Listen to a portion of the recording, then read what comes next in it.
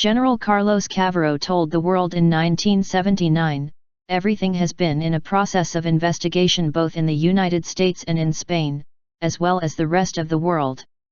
On a global scale, the nations of the world are currently working together in the investigation of the UFO phenomenon, and there is an international exchange of data." So, what type of data have they been analyzing?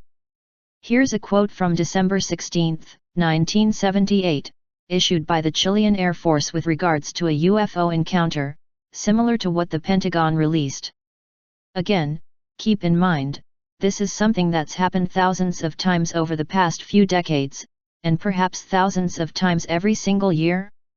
Two pilots on a training mission, each flying a F-5 fighter aircraft, tracked the object on their airborne radar.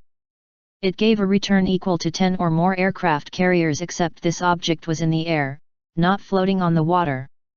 Each pilot assumed his radar equipment was faulty, until he learned that the other pilot was also getting the same return. Not only this, but ground radar from a nearby airport also picked up the object and confirmed its huge size. The pilots also saw the object with their own eyes. One pilot later said that at a distance of 20 miles, it looked like a plantain banana swathed in smoke. The pilots were frightened, having no missiles or weapons. As they approached the massive object, which had been motionless all this while, it took off at an unimaginable speed. All at once, it vanished from the 3 radar screens. The very next morning the Chilean Air Force scrambled some F-5 fighter jets to intercept another very large UFO.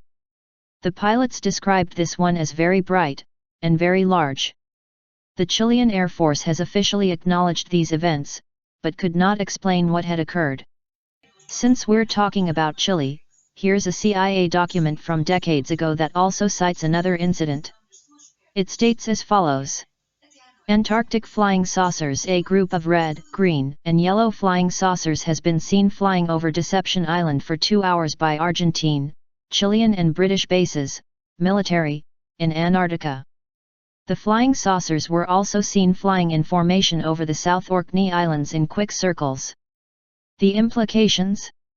Within the lore, if you take some of these objects to indeed be extraterrestrial, there is a consistency among many in the field that many of these beings are here to help humanity to make a transition, and help us.